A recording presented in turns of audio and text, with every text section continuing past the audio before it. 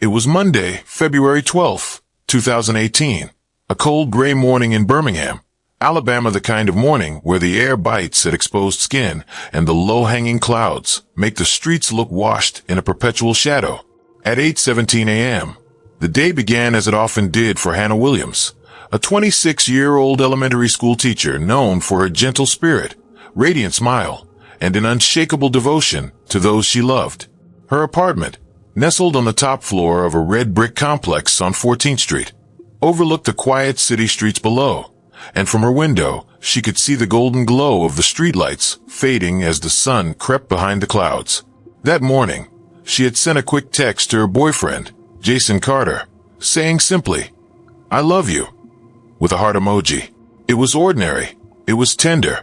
It was meant to remind him that despite the rush of life and work, she cared. Little did she know, it would also be the last time her words would hold any comfort. By 8:35 p.m., less than 12 hours later, Hannah's lifeless body was discovered in that same apartment, sprawled across the living room floor, her coffee table overturned, rose petals scattered as if marking a macabre scene, her warm, life-filled eyes now cold and staring. Police arrived after neighbors reported screams and a strange commotion. The first responding officer described it as one of the most chilling scenes he had ever encountered.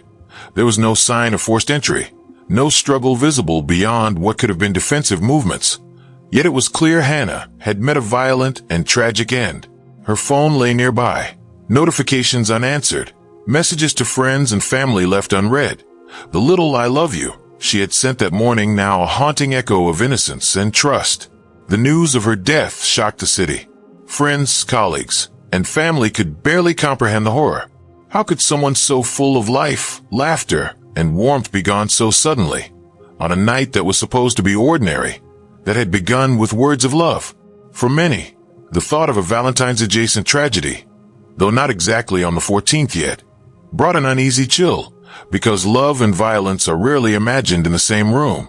Yet in Hannah's apartment that day, they collided with a merciless finality.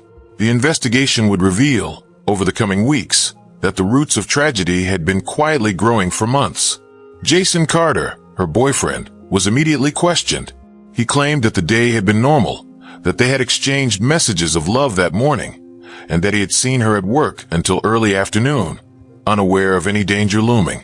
But detectives noticed a tension in his voice, small inconsistencies in his story that made them pause.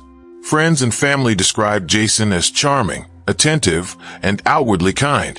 Yet some whispered about subtle arguments, possessiveness, and a pattern of controlling behavior that had escalated subtly over time, almost invisible to those outside the relationship. Backtracking the day, Hannah had woken that morning at 7:02 a.m., stretching and preparing for her workday.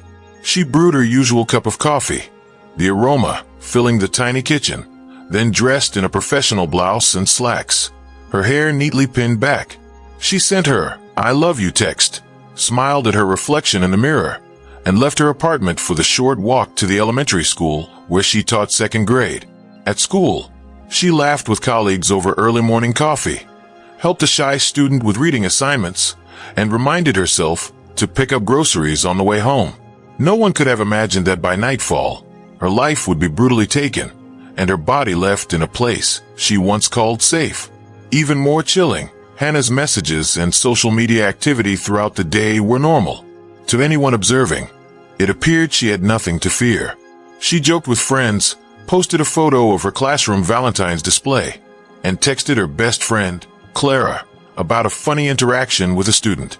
But underneath this facade of normalcy, there were cracks invisible to those around her.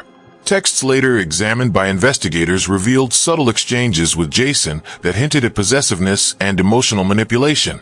Messages questioning who she was with, why she hadn't replied instantly, and small, insidious demands that seemed innocent at first glance, but, in retrospect, were warning signs of a relationship spiraling into danger. As night fell over Birmingham, the air grew colder and the streets emptier. Hannah returned to her apartment around 7:45 p.m., carrying her groceries and humming softly to herself, unaware that her home would soon become a crime scene. She set down her bags, briefly checked her phone, and texted Clara again, a casual "see you tomorrow," that would be read too late. Then, according to later evidence, Jason arrived. Witnesses placed him near the building around 8 p.m., moving calmly, appearing as if he had simply come to visit.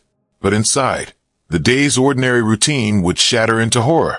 Investigators would later piece together the final moments of Hannah's life from forensic evidence, phone metadata, and interviews. Her last known communications were with Jason. Her morning, "I love you" text and casual messages during the afternoon.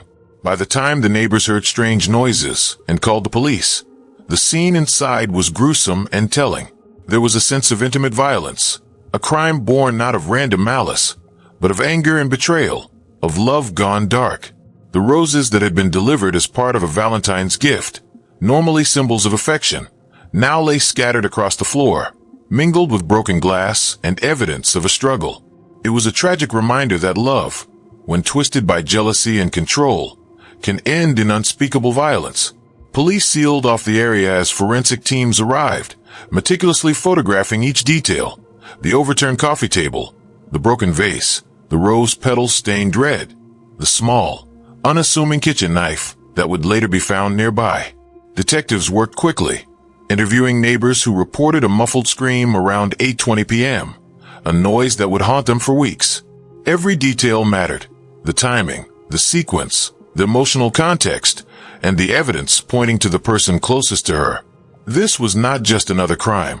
This was a story about love, trust, and the devastating consequences when intimacy masks danger. As the police investigation began, friends and family were left to grapple with the emotional wreckage, wondering if there had been signs they had missed, warnings buried in the ordinary routines of a life that seemed normal. And for the audience watching the story unfold, it was impossible not to feel the pain, betrayal, and shock, knowing that a day that started with "I love you" had ended with death. Even now, months later, the image of Hannah, her bright eyes and radiant smile, juxtaposed with the horror of that evening, is a haunting reminder of how quickly life can turn. The investigators would have to untangle the web of trust, deception, and subtle abuse that led to this violent end, revealing a story that was as much about emotional manipulation as it was about physical violence. And as the audience follows this tale, they will begin to see the patterns, the warning signs, and the tragedy that escalated to a night no one could have imagined. Before we move forward, I want to remind you to like, comment, and subscribe if you want to uncover the shocking truths behind cases like this. Stay tuned because the story is far from over, and every moment unravels more secrets about Hannah's final day, the people around her, and the chilling events that led to her untimely death. The next part will take you deeper into the early warning signs, the subtle manipulations, and the moments that hinted at the tragic ending that was yet to come. The morning of February 12, 2018, had seemed ordinary, almost comforting in its predictability. Hannah Williams had risen early, sunlight barely touching the streets of Birmingham, Alabama, and had gone about her day with a quiet energy that made those around her smile. But beneath that veneer of normalcy, subtle signs of tension had begun to accumulate: small disagreements, fleeting moments of unease, and glances from Jason Carter that some might have overlooked as mere concern. Friends who knew Hannah described her as perceptive, intelligent, and sensitive. But even she had not yet realized that these little cracks would soon widen into a chasm too dangerous to ignore. At school, Hannah moved through her classroom like she always did, soft-spoken, patient, and attentive to her students' needs. She carefully arranged Valentine's Day cards that her students had made, hanging them along the bulletin board in colorful rows. The children were oblivious to any darkness beyond the classroom walls, their laughter echoing in the hallways, a stark contrast to the grim events that would unfold hours later. Hannah's co-workers, many of whom adored her, noticed nothing amiss. She was her usual self, warm, generous, and utterly dedicated to those around her. But later, investigators would discover a text exchange with Jason during her lunch break that revealed a tension no one in the school had seen. Messages questioning why she hadn't replied immediately, subtle insinuations about who she was with, and reminders of promises made. All innocent-seeming words, yet laced with control, testing boundaries, and planting seeds of unease. After school, Hannah walked to the nearby grocery store, humming quietly to herself, carrying her reusable tote. On the surface, it was a typical errand. She picked up vegetables, bread, and a small bouquet of roses she intended to leave on her kitchen table that evening. Every step she took, every smile she offered to a passing stranger, was a reminder of the life she cherished, a life that was about to be violently interrupted. Meanwhile, Jason Carter's movements that afternoon were being quietly traced. Surveillance from nearby businesses placed him driving through the city streets at unusual intervals, appearing to circle near Hannah's apartment complex several times. He claimed later to have been checking on errands and passing time, but the timeline would not match with his statements, and investigators would note a pattern. He was always nearby, always present at key moments when Hannah was transitioning from one location to another. Hannah returned home around 7:45 p.m., the apartment warm with the soft glow of evening lamps, the roses from the store sitting prettily in a glass vase on her kitchen counter. She hummed as she unpacked her groceries, placing the apples carefully in a bowl and arranging the bread neatly. She sent a few texts to friends, including her best friend Clara, laughing over a story from her day, unaware that within the next hour, the home she considered safe would become a chamber of horror. At approximately 8 p.m., Jason arrived at her apartment. Neighbors would later describe hearing the subtle click of his keys in the lock, a sound that would become synonymous with fear and betrayal. Inside, the apartment remained calm at first. Jason and Hannah spoke quietly, sharing the remnants of an ordinary conversation, but beneath the polite tone, emotional tension began to build. Friends who later read texts and phone records would see evidence of manipulation, coercion, and subtle threats. Jason's messages showed a man who oscillated between professing love and displaying possessive behavior, a volatile mix that escalated dangerously as the day went on. Around 8:15 p.m., the first signs of violence emerged. Neighbors described hearing muffled thumps, a soft crash as if furniture had been moved forcefully. Hannah's voice was reportedly heard pleading softly, her words partially inaudible, but the panic and fear were unmistakable. The timeline reconstructed by investigators would later show that this was the moment when a verbal altercation escalated into physical aggression, a deadly act that would forever change the lives of everyone who knew her. Inside the apartment, forensic evidence later revealed overturned furniture, scattered rose petals, and traces of a struggle, subtle but undeniable. The coffee table had been pushed aside, a vase lay shattered on the floor, and the once pristine bouquet of roses had been strewn across the carpet, petals mingling with what investigators would identify as small traces of blood. Every detail told a story of intimate violence, a scene shaped not by strangers, but by someone Hannah trusted, someone she had expressed her love to that very morning. Emergency responders arrived just minutes later, called by a neighbor who had seen shadows moving frantically behind the drawn curtains. Officers described the scene as hauntingly intimate, a place where love had been perverted into rage. Hannah lay on the floor, eyes wide open yet unseeing, the life drained from her body, while Jason was found in the apartment attempting to explain away the evidence, his calm demeanor belying the chaos he had caused. The investigation revealed that Jason's motives were tangled in jealousy, control, and rage. Friends recounted months of subtle psychological manipulation, messages that questioned Hannah's loyalty, accusations over trivial matters, and moments of intense possessiveness that escalated in both frequency and intensity. Clara, Hannah's best friend, recalled a conversation where Hannah admitted feeling trapped, yet afraid to upset him, unaware that this fear would culminate in fatal consequences that night.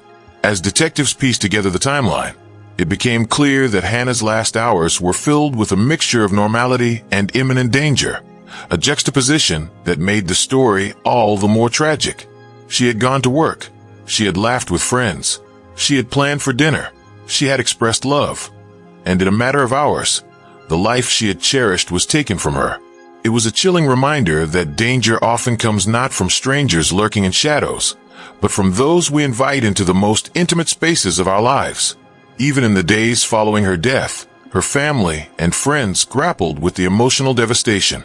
How could a morning that began with an "I love you" end in death and betrayal? How could someone so cherished, so full of warmth and light, be lost in such a violent, intimate manner? The grief was compounded by disbelief, anger, and the painful reality that the person closest to her, the one she trusted most, was at the center of the investigation. Hannah's story serves as a stark warning about the hidden dangers of relationships that show subtle signs of control, jealousy, and manipulation. While many moments may appear normal, investigators would later point out that the warning signs were there, if only someone had looked closely enough. For viewers and audiences, this story is a sobering example of the delicate boundary between love and violence, and the terrifying consequences when that boundary is crossed. As the investigation progressed, police compiled evidence from neighbors, surveillance cameras, phone records, and digital messages, gradually reconstructing the shocking chain of events. Each piece painted a clearer picture of what had been a seemingly normal day, revealing the tension, fear, and escalation that had led to Hannah's death. It was a meticulous process, one that highlighted both the horror of the crime and the importance of recognizing the warning signs before tragedy strikes. Before we continue, don't forget to like, comment, and subscribe to support the channel. By doing so, you help bring more stories like Hannah's to light, uncovering the hidden truths behind acts of betrayal, manipulation, and violence that too often go unnoticed until it's too late. Stay tuned, because the next part will delve into Jason's history, the toxic patterns in their relationship, and the subtle events that foreshadowed the tragic night when love turned deadly. The hours leading up to the tragic night of February 12, 2018, had been deceptively ordinary. Hannah Williams had spent her afternoon preparing lessons for the following week, organizing her classroom for her students, and even chatting with neighbors about small, trivial matters, like the changing weather and the Valentine's Day decorations adorning the local streets. Yet, behind that veneer of normalcy, a storm had been quietly brewing. Jason Carter's behavior that day had been increasingly unpredictable, alternating between moments of professed affection and subtle coercion, a pattern that would later emerge as disturbingly consistent in the days and months before Hannah's death. Friends and family would later recall that Hannah had confided in them, albeit hesitantly, about a growing unease. While she loved Jason, she often felt tethered by an invisible weight of obligation, a sense that any perceived misstep could provoke anger or disappointment. Messages found on her phone revealed a string of increasingly possessive texts, some innocuous seeming, others laced with threats cloaked in concern. Jason had demanded to know her location, who she was speaking to, and what she intended to do. Even trivial details became fodder for tension. At first, Hannah dismissed them, attributing his behavior to his protective nature. But as the days went on, the pressure became more suffocating, and the subtle manipulation took a psychological toll that would ultimately prove fatal. By 6:30 p.m., Hannah had left work, walking briskly to her apartment. The streets of Birmingham glimmered with the soft orange glow of streetlights, the air crisp with the chill of early February. On the surface, everything seemed calm, ordinary. Yet investigators later determined that Jason had been trailing her that evening, moving through the city streets in a pattern that suggested surveillance more than casual travel. Surveillance footage captured his car weaving near Hannah's route, circling intersections multiple times, and finally arriving at her apartment building shortly before she entered. The timing was precise, the calculated presence chilling in its intent. Inside the apartment, Hannah went about her evening routines with an almost obsessive care, unaware that the intrusion she most feared, though perhaps instinctively sensed, was imminent. She set the table for a simple dinner, carefully arranging her roses from the grocery store, the deep crimson petals catching the fading light streaming through her windows. Her phone buzzed intermittently with texts from Jason, initially filled with declarations of love and reminders to be home early, but soon shifting to subtle criticisms and questions that hinted at growing resentment. The mood began to shift, like a storm cloud slowly covering the sun, though Hannah remained blissfully unaware of the true danger approaching. The final moments before the violence erupted were a chilling mixture of ordinary conversation and mounting tension. Hannah and Jason spoke quietly at first, discussing mundane topics, plans for the weekend, updates about work. But beneath the polite tone lurked an undercurrent of control, manipulation, and simmering anger. Witnesses from previous encounters would later describe Jason's ability to oscillate between charm and intimidation, a skill that allowed him to maintain a veneer of normalcy while exerting psychological pressure. For Hannah, the signs were subtle, the danger imperceptible until it had already taken hold. At approximately 8:10 p.m., the verbal altercation escalated. Neighbors reported hearing muffled arguing, the rise and fall of voices, punctuated by the sound of objects being moved abruptly. Furniture shifted, dishes clattered, and the subtle fragrance of the roses mingled with a growing tension that would soon culminate in unspeakable violence. It was in those fleeting moments that Hannah's fate was sealed, the once safe apartment transformed into a crucible of fear, betrayal, and rage. Every choice, every word spoken in those minutes, carried the weight of consequences that would echo far beyond the walls of that small living space. Investigators later reconstructed the crime scene, revealing a devastatingly intimate struggle. Overturned chairs, shards of broken glass, scattered rose petals, and subtle traces of blood told a story of escalating violence, a moment in which love had been corrupted into control and rage. Forensic evidence showed the sequence of events. Jason had struck Hannah multiple times, each blow fueled by jealousy and an intense need for dominance. She fought back, using her strength and agility to resist, but the physical disparity and the calculated aggression of Jason proved insurmountable. As the struggle intensified, the psychological component became equally apparent. Text messages sent earlier in the day hinted at premeditation. Jason had been tracking her location, questioning her interactions, and subtly threatening repercussions. Friends reviewing the digital trail noted the chilling juxtaposition. Hannah had expressed love that morning, sending heartfelt messages of affection, only to face betrayal and lethal violence hours later.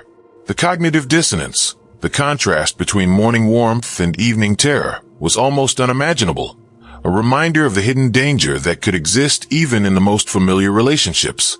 By 8:25 p.m., the fatal moment had occurred. Hannah's body was found hours later, positioned in a manner that indicated both a struggle and an attempt to obscure the violence. Jason's attempts to rationalize his actions, first to himself and later to investigators, painted a portrait of denial, manipulation, and an unsettling detachment from reality. He would claim that he had lost control and that the events unfolded in a blur, yet the meticulous tracking of her movements, the preemptive positioning of his car, and the orchestration of the struggle suggested a calculated escalation rather than random spontaneity. The aftermath was a blur of emergency responders, forensic teams, and a grieving community struggling to comprehend the scale of the betrayal. Family members described an overwhelming sense of shock, anger, and incomprehension. How could someone she loved, someone she had trusted completely, transform an ordinary day into a nightmare of murder? Texts, phone records, and witness statements were pieced together in painstaking detail, revealing a tapestry of manipulation, obsession, and lethal intent. As the investigation continued, it became apparent that this was not an isolated incident, but the culmination of months of psychological manipulation and subtle threats. Friends and family recounted prior instances where Hannah had expressed fear, hesitation, and concern over Jason's behavior, though nothing had suggested that the fear would escalate to murder. Each detail highlighted the terrifying reality. Sometimes, the danger comes not from strangers lurking in dark alleys, but from those we welcome into our lives, those we call partners, lovers, and soulmates. For viewers watching, Hannah's story serves as a stark reminder to recognize the warning signs of manipulation, possessiveness, and escalating jealousy. Relationships are rarely perfect, and conflicts are normal, but when affection is consistently accompanied by fear, control, and intimidation, the results can be devastating. Hannah's morning of love had ended in a night of betrayal and death, a narrative that underscores the importance of vigilance, intuition, and support systems for anyone in a potentially dangerous relationship. As you continue watching, take a moment to like, comment, and subscribe to the channel. These stories are difficult, emotional, and heart-wrenching, but sharing them ensures that more people understand the subtle signs of danger, the thin line between love and violence, and the tragic consequences when that line is crossed. The next part will reveal the police investigation, the evidence against Jason, and the shocking trial that exposed the dark undercurrents of this seemingly ordinary relationship. The investigation into Hannah Williams' death began in earnest the morning after the tragedy. The quiet apartment, once filled with laughter and warmth, had transformed into a grim tableau of violence. Forensic teams meticulously documented the scene. Rose petals stained with blood, overturned furniture, broken glass, and subtle indications of the struggle that had occurred in the small living room. Every object, every trace, spoke of a final desperate fight, a life violently interrupted by betrayal. Investigators quickly determined that this was not a random act of violence, but an intimate crime, committed by someone who knew the victim, someone who had had access to her daily life. Jason Carter, initially cooperative and composed, became the center of the investigation. Police found phone records, location data, and witness statements that painted a chilling picture of premeditation. Surveillance footage from nearby businesses showed his car circling Hannah's apartment building multiple times in the hours before the fatal altercation. Text messages revealed the obsessive monitoring of her every move that day. What began as a morning filled with declarations of love had spiraled into escalating control, culminating in murder. Family members described their shock and disbelief. Hannah, so full of life, had always seemed cautious and kind-hearted. To think that the person she trusted most could commit such an atrocity left them reeling. In the days following Hannah's death, investigators began piecing together the timeline of events leading up to the tragedy. Friends and neighbors came forward with details of Jason's increasingly erratic behavior over the previous months, jealousy, obsessive questioning, and emotional manipulation. Some recounted minor incidents that, in hindsight, had foreshadowed the violence that was to come. He had a way of appearing loving one moment, then controlling or menacing the next, creating a psychological trap from which Hannah struggled to escape. The evidence was mounting, and it painted a disturbing picture of a relationship that had been spiraling toward catastrophe. When authorities finally questioned Jason, his calm demeanor cracked under the weight of the evidence. He initially denied any involvement in the actual killing, offering conflicting accounts of his movements that evening. But digital evidence and witness testimony, particularly from neighbors who had seen his car circling the block, and from friends who had noted the controlling texts, overwhelmed his denials. The narrative he tried to construct began to crumble. What investigators saw in his actions was a blend of obsession, rage, and calculated premeditation. He had orchestrated the sequence that led to the fatal encounter, from following Hannah to her apartment to the moments that culminated in the struggle that claimed her life. The trial that followed was emotionally charged. The courtroom was filled with family members, friends, and community members who had known Hannah as a vibrant, loving woman whose life had been tragically cut short. Prosecutors presented the timeline meticulously, showing how each text, each movement, and each act of surveillance contributed to a web of control and eventual violence. They highlighted the stark contrast between her expressions of love that morning and the lethal betrayal by nightfall. Jason's defense attempted to frame the events as impulsive, a loss of control during a heated argument. But the overwhelming evidence, messages, location tracking, and the forensic reconstruction of the crime scene made that argument untenable. Witnesses gave testimony that revealed the duality of Jason's character. Friends described his charm, his outward appearance of a caring partner, and his success in maintaining a facade of normalcy. Yet, those same friends also recounted moments of manipulation, subtle threats, and psychological control that had been directed at Hannah. Family members spoke of her fears, her hesitations, and the occasional confessions about feeling trapped in a relationship that seemed to alternate between affection and intimidation. The jury was left to grapple with the chilling reality. Sometimes, the most dangerous threats are not strangers in dark alleys, but those we invite into our lives, those we love and trust. In the closing arguments, prosecutors underscored the cruel irony of the day. A morning filled with declarations of love and plans for the future had ended in death. The evidence, they argued, showed a calculated sequence of manipulation, control, and lethal aggression. Defense attorneys continued to assert a momentary lapse, a heated argument gone too far, but the jury was unconvinced. Every piece of evidence, from the surveillance footage to the text messages, from forensic reconstructions to witness accounts, converged to tell a single, devastating story. Hannah had been killed by the one person she had trusted most. After hours of deliberation, The jury returned with a verdict that carried the weight of justice and sorrow. Jason Carter was found guilty of first-degree murder, a sentence that reflected both the premeditation and the betrayal inherent in the crime. Sentenced to life imprisonment without the possibility of parole, he would spend the rest of his life confined, accountable for the ultimate act of violence that destroyed a promising life. Family members, while relieved that justice had been served, continued to grapple with grief, anger, and the painful memory of a morning filled with love that ended in tragedy. Hannah Williams' story serves as a harrowing reminder of the thin line between love and control, of the signs of manipulation that often go unnoticed until it's too late. It underscores the importance of listening to intuition, seeking support, and recognizing when a relationship shifts from affection to danger. Her morning of love, her words of "I love you," stand in haunting contrast to the darkness that unfolded by Nightfall, a chilling testament to how quickly trust and intimacy can be weaponized into violence. For viewers watching, Hannah's story is both a cautionary tale and a call to action. If you or someone you know feels trapped in a relationship marked by possessiveness, control, or intimidation, seek help immediately. No declaration of love should come at the cost of safety, dignity, or life itself. And as always, if you find these stories compelling, remember to like, comment, and subscribe to stay engaged with real-life cases that uncover hidden dangers, betrayals, and the complexities of human relationships. Each story shared helps raise awareness, ensures lessons are learned, and honors the memory of those whose lives were tragically cut short.